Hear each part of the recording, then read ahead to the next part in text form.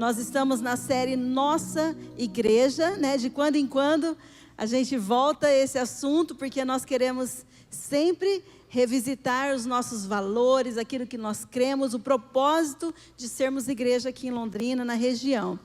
Então, convido você a abrir sua Bíblia, nosso primeiro texto aqui do profeta Isaías, capítulo 53. Nós vamos ler alguns versos desse capítulo, Isaías 53. Vamos ter aqui projetado também, mas você pode conferir aí na sua Bíblia, né? Ligar a Bíblia ou folhear aí as folhas no papel, né? Vamos lá, Isaías 53 diz: era desprezado e o mais rejeitado entre os homens, homem de dores e que sabe o que é padecer. E como um de quem os homens escondem o rosto, era desprezado e dele não fizemos caso. Certamente ele tomou sobre si as nossas enfermidades e as nossas dores levou sobre si. E nós o reputávamos por aflito, ferido de Deus e oprimido. Mas ele foi traspassado pelas nossas transgressões e moído pelas nossas iniquidades. O castigo que nos traz a paz estava sobre ele, e pelas suas pisaduras fomos sarados. Todos nós estávamos desgarrados como ovelhas, cada um se desviava pelo caminho, mas o Senhor fez cair sobre ele a iniquidade de nós todos.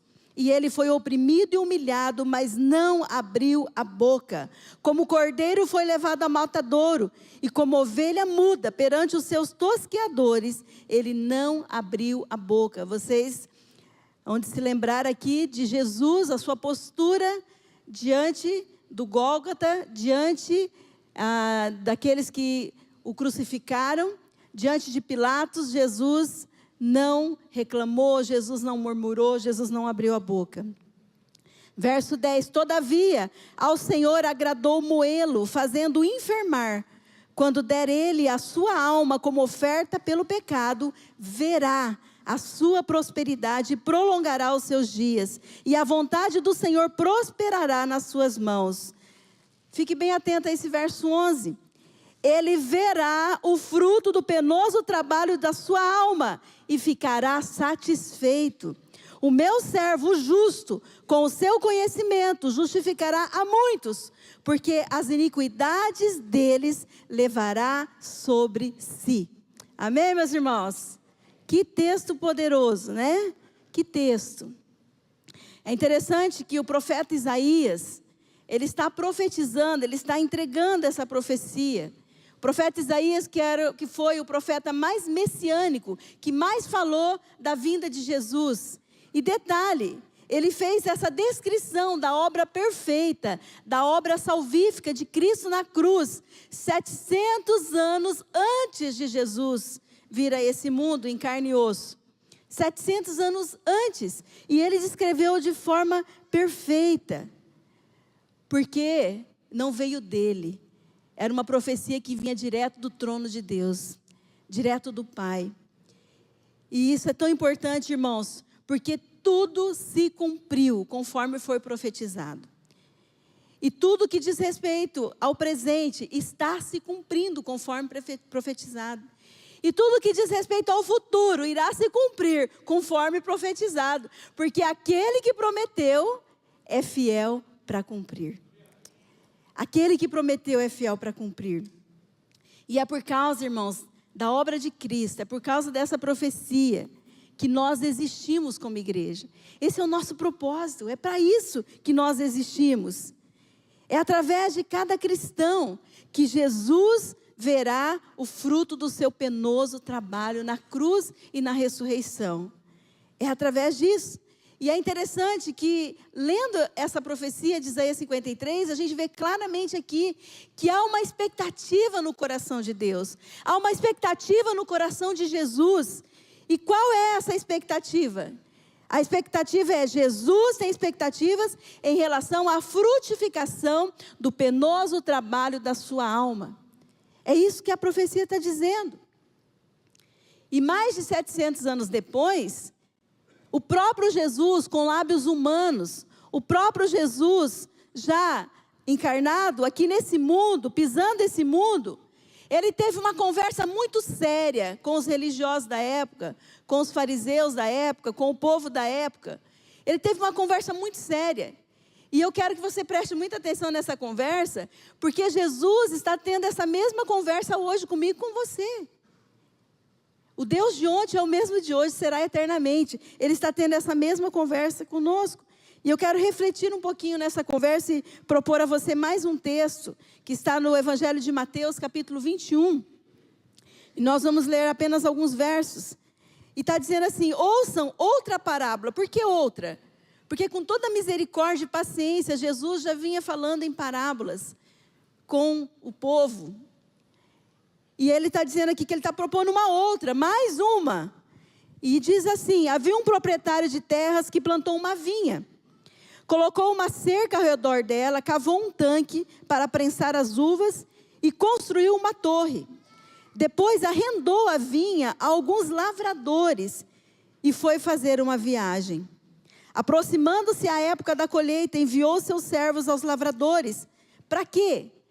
Ele deixou ali, deixou com propósito, mas passado o tempo determinado, ele envia os seus servos de volta àquela vinha. Para quê? Para receber os frutos que lhe pertenciam. Para receber. Os lavradores agarraram seus servos. A um espancaram, a outro mataram e apedrejaram o terceiro. Então enviou-lhes outros servos em maior número. E os lavradores os trataram da mesma forma. Por último, enviou-lhes o seu filho, dizendo: ao meu filho eles respeitarão, não é possível. Mas quando os lavradores viram o filho, disseram uns aos outros: este é o herdeiro, venham, vamos matá-lo e tomar a sua herança. Assim eles o agarraram, lançaram-no para fora da vinha e o mataram. Portanto, quando vier o dono da vinha, o que fará aqueles lavradores?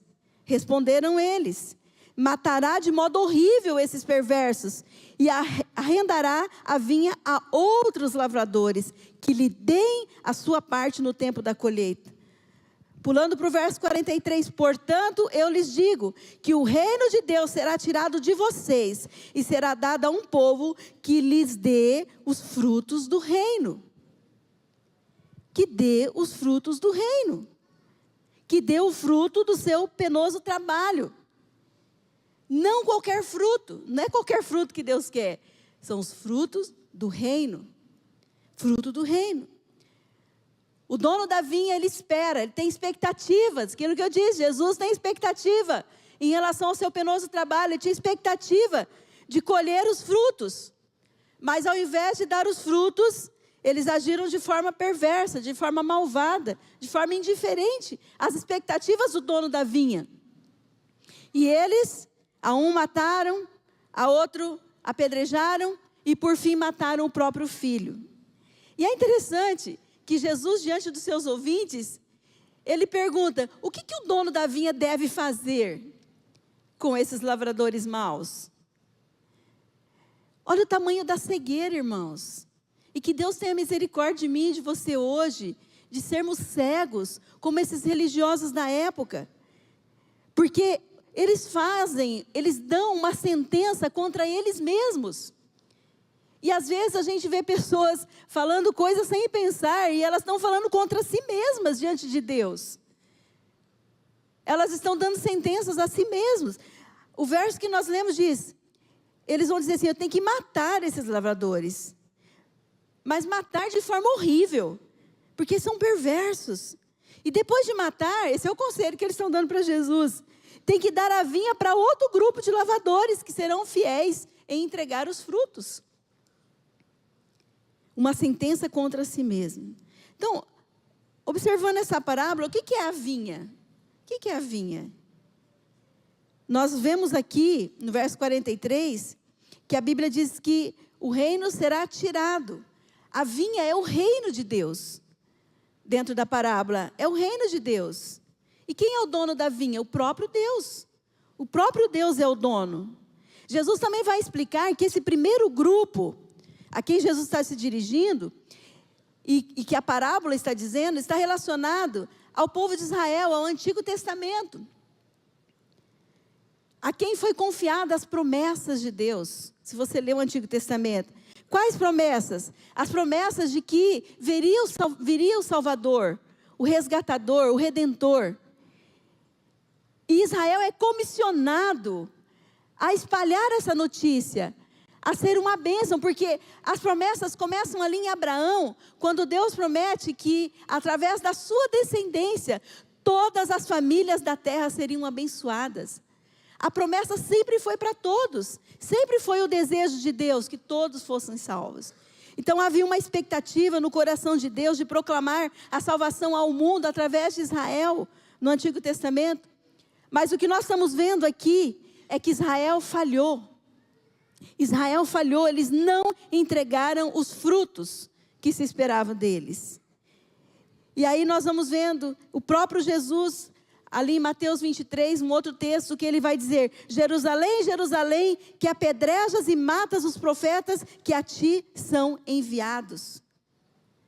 Jesus está ratificando aqui que é justamente desse povo que a parábola se refere. Porque eles apedrejaram os profetas, aqueles que eram boca de Deus no mundo, não é assim hoje, irmãos?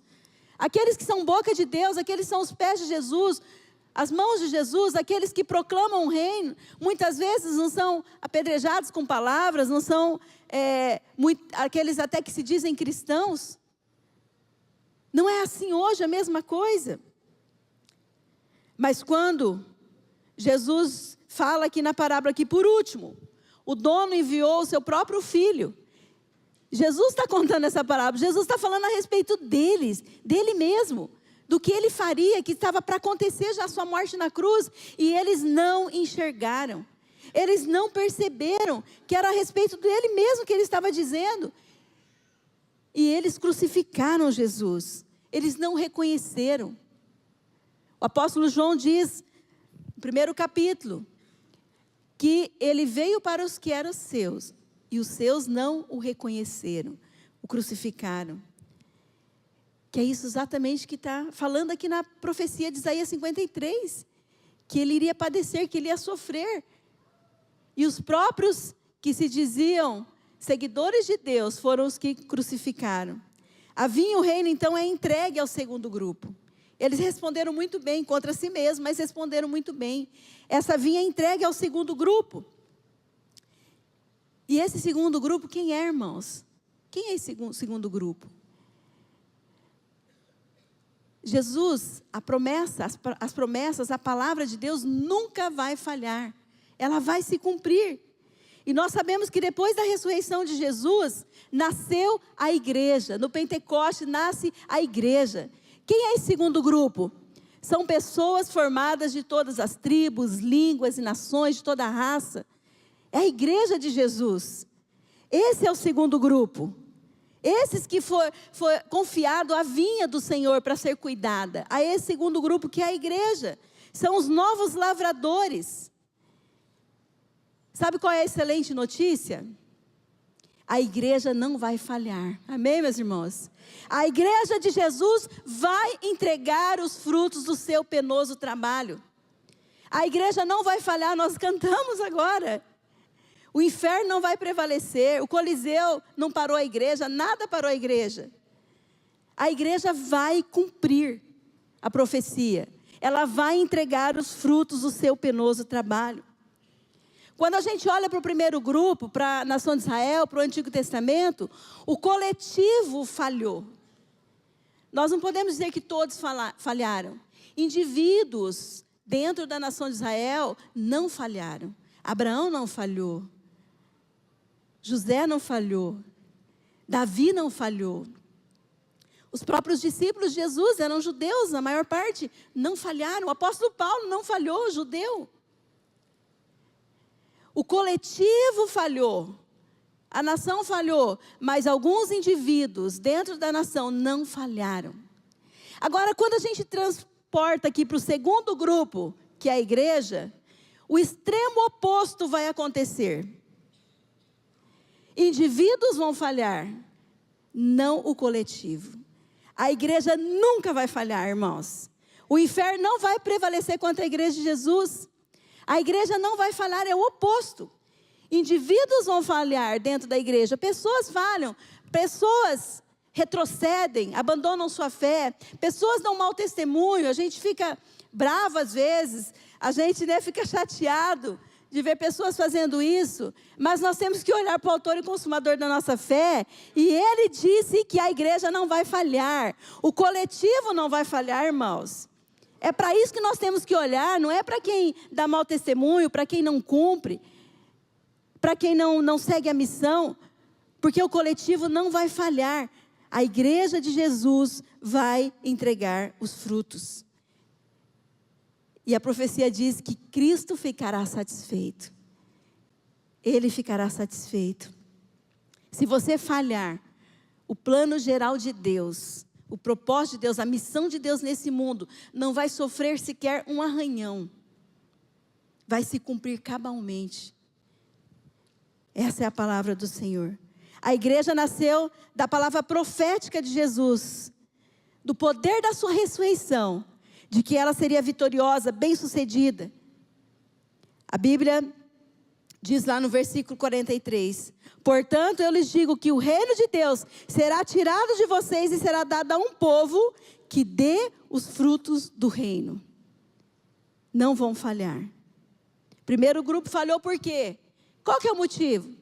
É importante quando uma coisa dá errada a gente fazer uma análise, a gente, fazer aí uma avaliação, pensar sobre isso para a gente não cometer os mesmos erros. Por que o primeiro grupo falhou? Porque eles queriam ser um grupinho fechado. Se você olhar os fariseus, como eles atacaram Jesus, como eles estavam cegos, como eles estavam fechados em si mesmos, como eles se admiravam, se orgulhavam de quem eram. Eles falharam por causa disso, porque eles eram exclusivos. Esse não é o propósito de Jesus, de Deus para a sua igreja. A igreja é um grupo de pessoas chamadas para fora do mundo, sistema de valores, mas não do mundo pessoas, porque pessoas é a coisa que Deus mais ama. Então nós não podemos, irmãos, falhar como Israel falhou. É por isso que a nossa igreja, ela tem isso, como já foi falado aqui, como a gente canta, como a gente prega. Nossa missão é fazer de qualquer pessoa um discípulo de Jesus que se multiplique através de relacionamentos redentores. Qualquer pessoa. Nós não somos um clubinho fechado, não, já encheu, não cabe mais. Não. Foi por isso que o primeiro grupo falhou. Paulo afirmou, eu prossigo para alcançar aquilo para o qual eu também fui alcançado. O que Paulo está dizendo aqui? É que todo aquele que é resgatado se torna também um resgatador. Todo aquele que é alcançado, ele vai em busca de alcançar outros.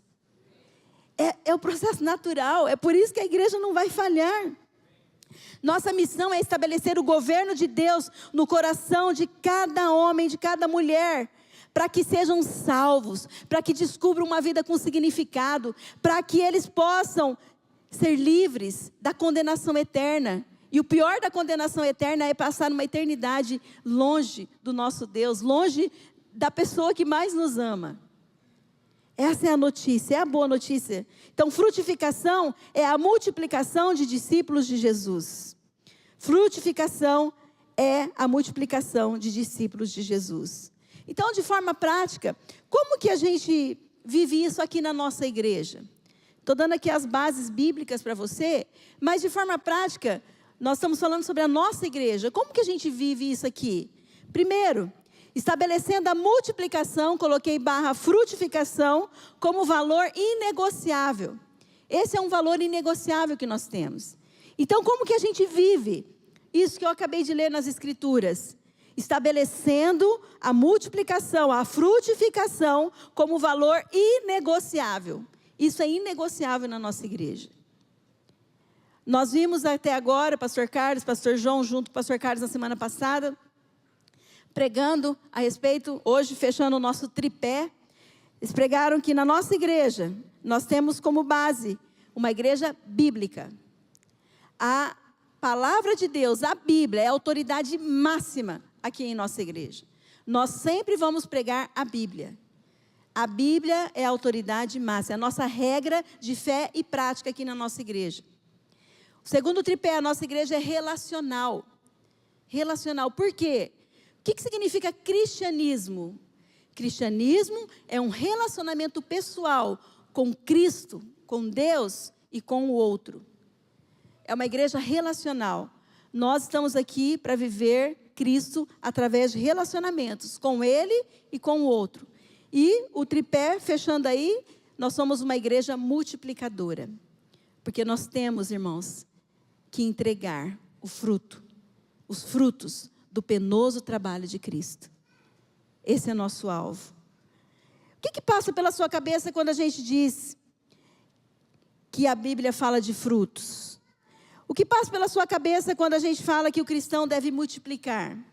O que passa pela sua cabeça quando a gente diz que a nossa igreja é uma igreja multiplicadora?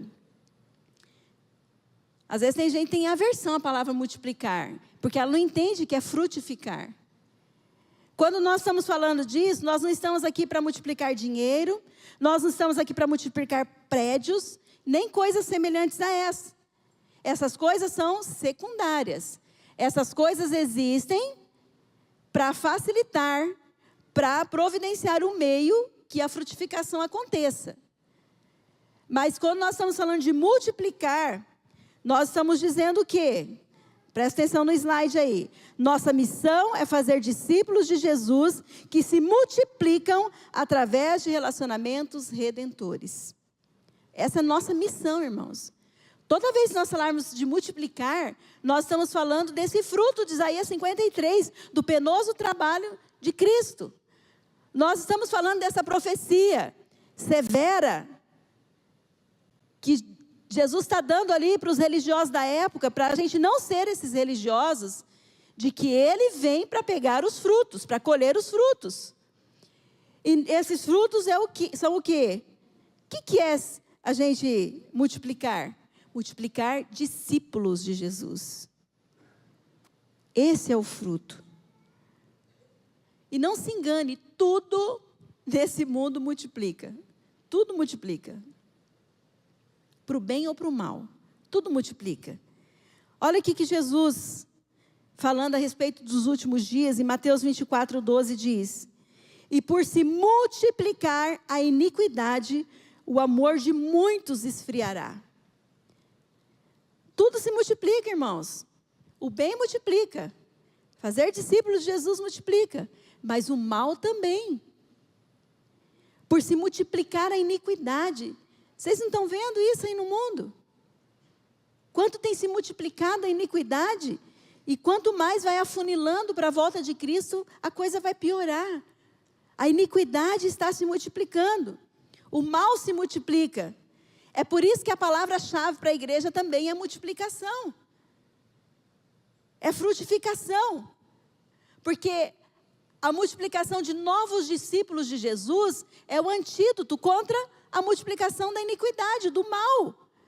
O cristão autêntico, a Bíblia chama de sal e luz do mundo, que expulsa as trevas e que impede a putrefação, a podridão. O mundo não vai melhorar, o mundo só vai piorar. Mas aonde o discípulo de Jesus que multiplica está impedindo essas trevas? Aonde ele está segurando esse apodrecimento? Dentro do coração daquele que vai sendo salvo, daquele que vai sendo transformado pela cruz de Cristo. É isso que vai acontecendo. Então, ao invés de multiplicar a iniquidade, irmãos, vamos multiplicar os discípulos de Jesus. Porque se multiplicando a iniquidade, o amor esfria, multiplicando o amor, a iniquidade é que vai esfriar. É matemática básica, irmãos. A igreja de Jesus tem que abrir os olhos, tem que abrir o coração. Nós temos que tirar a cegueira. A iniquidade está se multiplicando e o amor esfriando. Como que a gente inverte isso? Multiplicando o amor de Cristo, para que a iniquidade esfrie. Nós precisamos estar atentos a isso. E o que é o amor? O amor é uma pessoa. O amor, Claro que a gente tem um sentimento, mas o amor não é um sentimento, o amor é uma pessoa. A Bíblia diz, o apóstolo João diz, Deus é amor. Não está dizendo que Deus tem amor, Deus é o amor. É a identidade dele, amor é uma pessoa.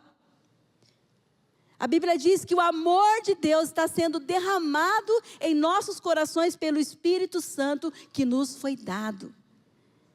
E o Espírito Santo veio habitar, é Deus, o Espírito Santo é Deus e habita o nosso coração. O amor é uma pessoa. E usufruir desse amor é uma atitude. Ah, mas não estou sentindo. Não tem que se entender que eu não sinto nada. Eu leio a palavra, a gente prega, porque é a verdade. O amor é uma pessoa. Usufruir desse amor é uma atitude. Atitude. Por isso, em nome de Jesus, irmãos, como igreja, vamos estar plantados aqui em Londrina, na região, com raízes cada vez mais profundas,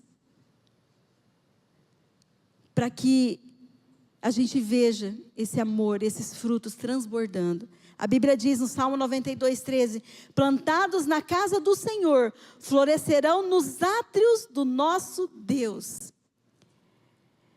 Plantados na casa do Senhor, florescerão nos átrios do nosso Deus. Os átrios, casa do Senhor, é uma bênção estar aqui na igreja, mas estou falando do próprio Deus, na presença de Deus. Lá no Evangelho de João diz, se alguém permanecer em mim e eu nele, esse dá muito fruto. Não é pouca coisa não, irmãos, nem mixaria não, é muito. Aquele que está plantado junto a essa fonte de águas, aquele que permanece nele, dá muito fruto. Olha para a sua vida, olha para o seu cristianismo. Cristianismo é um relacionamento com Deus e com o outro, que frutifica, naturalmente vai frutificar. Avalie a sua vida, avalie o seu cristianismo, está acontecendo isso? Porque o apóstolo João continua, meu Pai é glorificado pelo fato de vocês darem muito fruto, e assim serão meus discípulos. Como que a gente é considerado discípulo de Jesus? Estando nele, ele em nós, dando muito fruto e, com isso, glorificando ao nosso Pai, trazendo glória a Ele. Toda vez que a gente multiplica, a gente dá glória a Deus. A gente dá glória a Deus. Toda vez que multiplicamos. Nosso Deus, irmãos, é o Deus do infinitamente mais. Às vezes a gente fica pedindo infinitamente mais só em questões financeiras, né? Só em questões de recursos, em tantas outras bobeiras. Não que a gente não precise disso, mas Mateus diz que se a gente buscar em primeiro lugar o reino de Deus, as demais coisas seriam acrescentadas. Nós temos que buscar esses frutos, a multiplicação, ser cristãos autênticos. Por quê? Por que que a gente multiplica? Para cumprir essa profecia.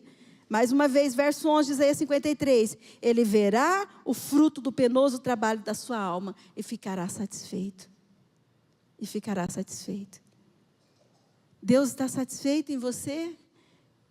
Na obra que está sendo realizada, no fruto? Olha essa frase, multiplicação de discípulos de Jesus não é uma invenção humana, não é invenção aqui da igreja. Multiplicação de discípulos de Jesus é um legado divino. É um legado divino. Como a gente frutifica? Aqui na igreja, né, em qualquer lugar, qualquer cristão, através do evangelismo pessoal. Através, a gente falou um pouco em outras mensagens. Viver em missão por Cristo significa mais do que levar pessoas para dentro da igreja, é levar Cristo até as pessoas. Quero usar aqui a ilustração do telefone. Quando, né, os primeiros telefones, eles eram fixos, eles eram pregados num lugar, né? Eu usei muito orelhão. Os jovens aí não entendem o que é cair a ficha, talvez porque o pai e a mãe contou, que a gente tinha que ficar pondo muita ficha, né? Para falar um pouquinho com alguém em outro lugar. Então era estático, aquele orelhão ficava ali parado. Aí depois ele progrediu um pouco, passou para dentro de casa. Mas a gente também tinha que se dirigir a um determinado local da casa, né, para fazer uma ligação ou para atender uma ligação. Era estático da mesma forma. Aí alguém pensou, né? Por que eu que tenho que ir até o telefone? Por que o telefone não vem até mim? E aí criaram o telefone sem fio. E hoje nós temos a versão mais moderna, aí, que é o smartphone. Olha que inteligente, né? Que interessante. Então, usando essa ilustração, por que a gente quer dificultar as coisas? Por que a gente tem que esperar, né? Pegar uma pessoa e trazer ela para a igreja? A gente tem que trazer sim, é bom isso.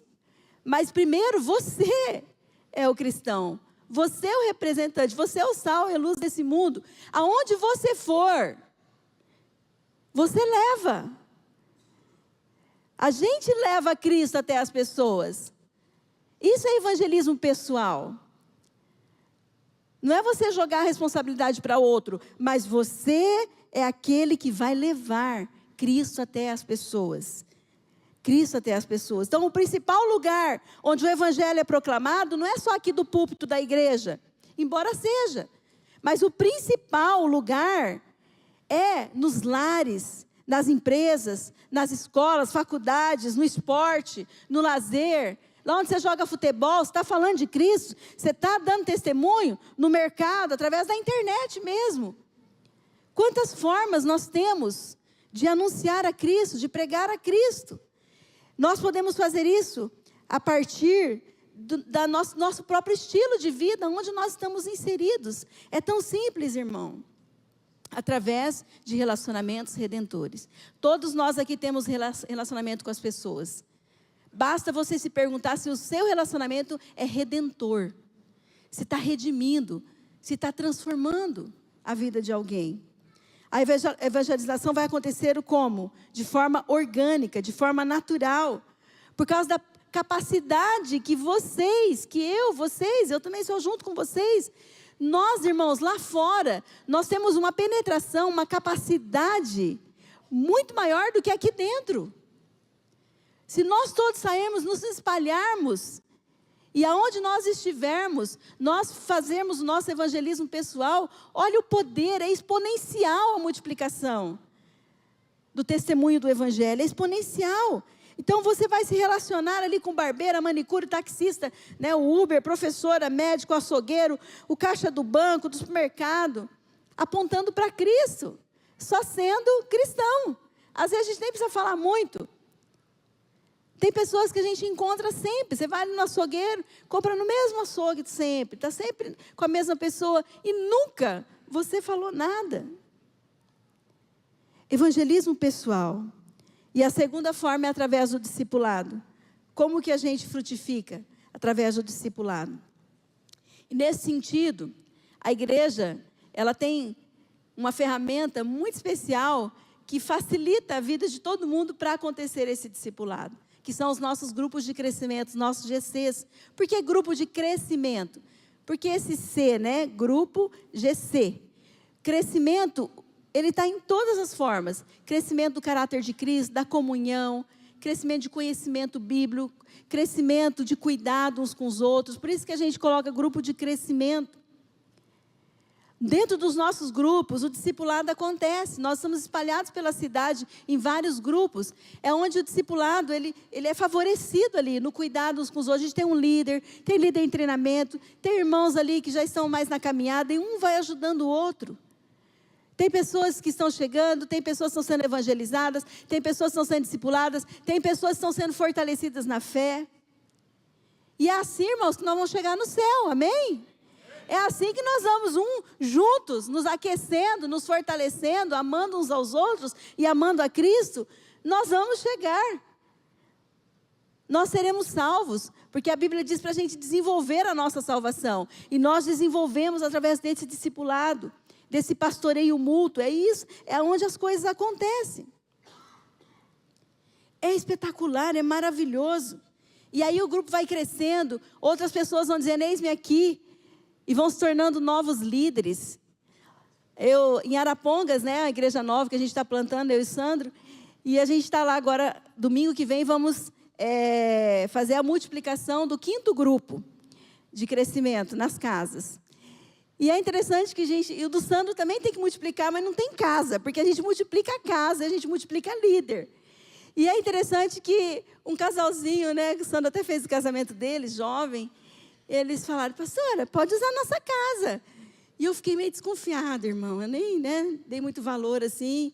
Aí passou, de repente eles vieram, depois de uns meses, pode usar a nossa casa, viu? Estou falando sério. Eu falei, então eu vou uma quarta noite lá e eu vou lá visitar a sua casa. Olha, eu vou lá ver a casa, né? Fui lá ver a casa, uma casa pequena, mas tem um espaço assim mais aberto. Nós oramos junto, consagramos o lar. Quando eu fui falar com algumas pessoas, irmão do céu, o grupo lá que vai multiplicar, eles moram do lado. Tem funcionários da empresa dele que moram ali do lado. Olha como que Deus vai abençoando, como que Deus vai fazendo.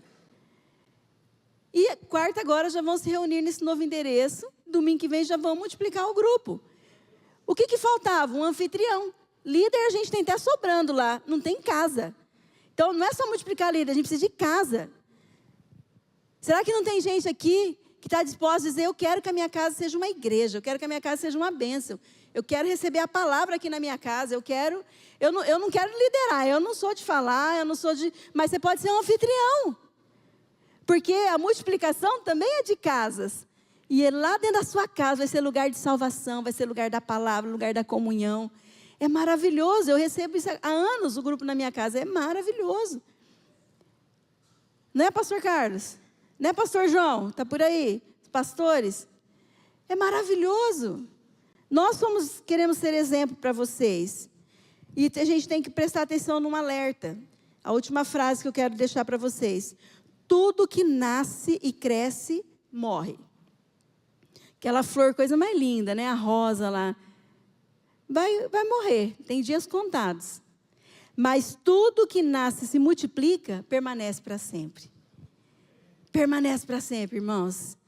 Aquele que dá semente, e a semente cai, e nasce outra árvore, e aquela árvore dá muitos frutos, aqueles frutos dão semente. Não tem quem segura, não tem quem para. É por isso que Jesus falou que ninguém vai prevalecer contra a igreja. Porque a igreja é um fruto inesgotável. Ela vai se multiplicando. Irmãos, Jesus trabalhou com um grupo pequeno, com GC, de 12. Porque Ele acredita no poder dessa minoria poderosa aqui, que faz discípulos. Jesus trabalhou com 12. Esses 12 foram se multiplicando. Pasmem vocês. Hoje nós somos 2,2 bilhões de pessoas no mundo que confessam Jesus como Senhor e Salvador. Aleluia! 2,2 bilhões. É suficiente? Tá bom? Não, não tá bom. Porque isso é só 1/3 da população. E os 2/3? Foi por essas pessoas que Jesus morreu também. Foi por esses 2/3 que ainda não se encontraram com Cristo, não se renderam à graça de Cristo, que Ele morreu. Era nessas pessoas que Ele estava pensando. E sabe quem está dentro desses 2/3? Seus vizinhos, meus vizinhos. Nossos familiares tão queridos. Dentro desses 2/3 estão pessoas que trabalham ao nosso lado na empresa. Ou que sentam no banco do nosso lado nas faculdades, nas escolas. Os amigos que jogam futebol, a pessoa que você encontra. Por isso que a gente fala do mercado, do barbeiro, do açougueiro, do Uber. Porque dentro desses 2/3 estão essas pessoas. E elas estavam na mente de Cristo quando Ele foi crucificado naquela cruz. E quando Ele ressuscitou, sabendo que o poder da sua ressurreição iria ressuscitar muitos. Meus irmãos, há muito para fazer. A gente não pode ficar olhando para trás, a gente não pode retroceder, a gente não pode ficar parado. Há muito para fazer. Deus nos chamou, nós temos um chamado. Se você é cristão, você tem um chamado, você tem um legado que você carrega para você entregar o fruto. Jesus tinha essas pessoas em mente.